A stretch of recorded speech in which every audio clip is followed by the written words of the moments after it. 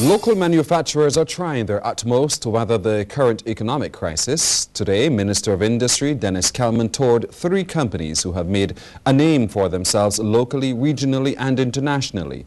Damien Best has the details. Minister of Industry Dennis Kelman, along with staff of the Barbados Manufacturing Association, led the press on a tour of 3 companies: Roberts Manufacturing, News2 Wed Sep Inc. and Carlisle Laboratories. Managing Director of Roberts Manufacturing, David Foster, reported a significant increase in operational expenses due to the high cost of fossil fuel. We are a manufacturer, so we use bunker C for our boilers, which is the cheapest fuel that we can purchase for our boilers. We use diesel for our deodorizer side, and we also, of course, have the Pinnacle feed trucks. So we deliver feed, and we have to buy diesel for those trucks. So as the cost of electricity and the cost of fuel, of course, has gone up, it has become challenging in business.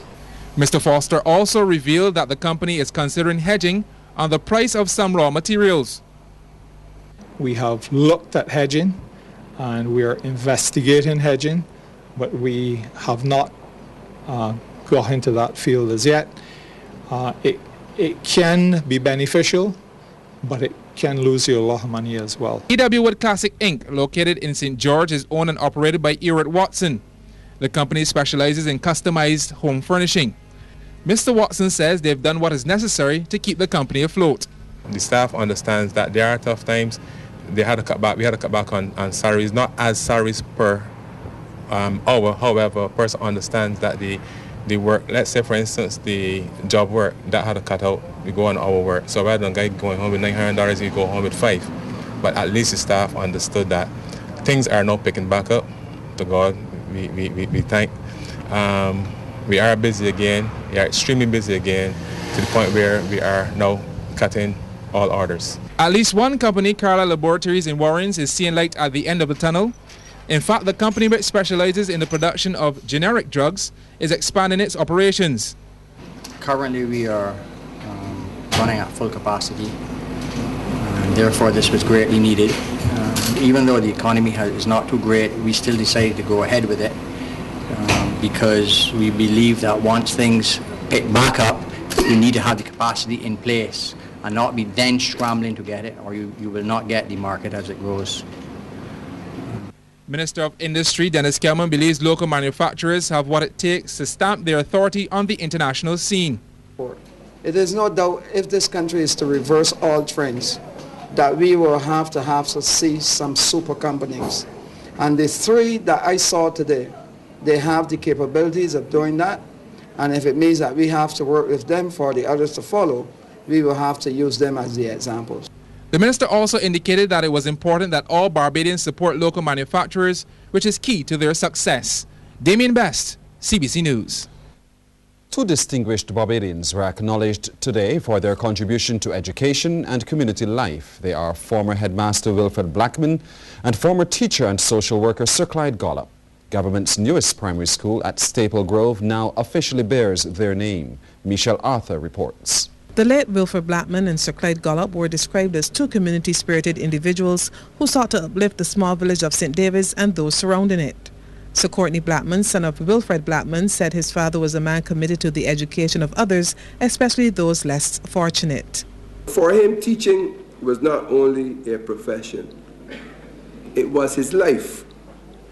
And St. David's Boys' School was the center of his universe. He knew every boy by name, who his parents were. Whether they were married or not married, he knew who the parents were, who the father was. And coach any gifted boy for scholarship entrance exams to secondary school without any monetary reward. Ada Strawn, sister of Sir Clyde Gollop, spoke of her brother's sterling role as a community leader. With approximately 74 years of public service, he earned and gave public respect, community adoration, and unrivaled notoriety. The beneficiaries of his enormous talent and energy spent tirelessly for social development were worldwide. Principal Jocelyn Brewster says her focus is to make the new school one that produces model Barbadians. Our mission is to develop a culture of excellence. Excellence in everything we do. A culture in which we know that we are the best and behave as though we are the best. Education Minister Ronald Jones praised the school and teachers for their apparent seamless transition from the South District and St. David's primary schools. He added that the school must be fully utilized. This school, like all schools in Barbados, must be seen as community institutions. Must be seen as community institutions. And if this school doors will not be shut to the community. All I ask, all we ask, is that the community protects it, care for it, treat it as it is your own. The Blackman and Gollop School caters to 196 girls and 181 boys. The 21-classroom facility was built at a cost of $7 million. Michelle Arthur, CBC News. Well, Class 4 students of Grantley Prescott Primary got a chance to witness milk production from the cow to the carton. It was done as part of International Schools Milk Day. The tour began at the primary school where students received a visit from officials and Milky, the milk mascot of Pine Hill Dairy. Senior teacher Beverly Holder told CBC News she welcomed the initiative as it helps students to further understand the benefits of milk. The initiative by Pine Hill is very good for the children.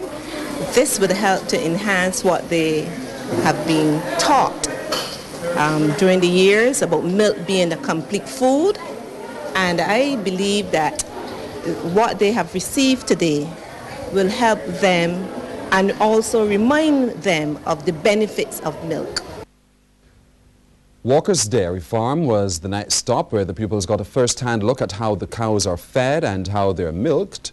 Commercial manager of Pine Hill Dairy, Misha Knight, says the little ones were given special gifts to remember this exciting day.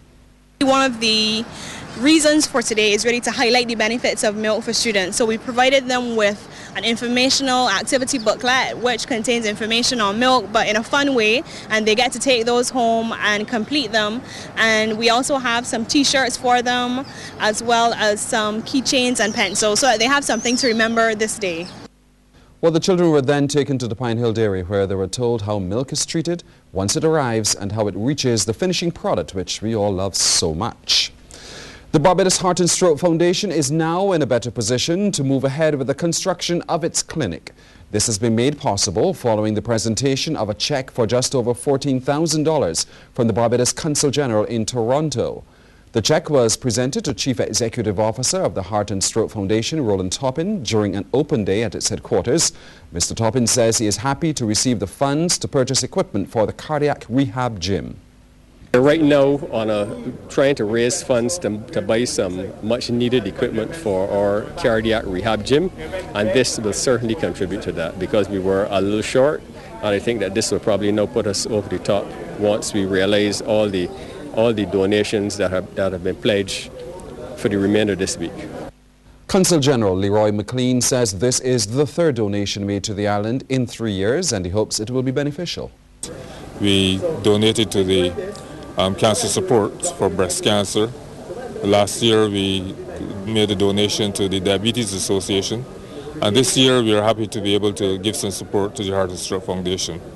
We are presenting some of $14,661 to the foundation, and we hope that this would at least go some way towards the provision of supporting the services which this foundation offers to the general public.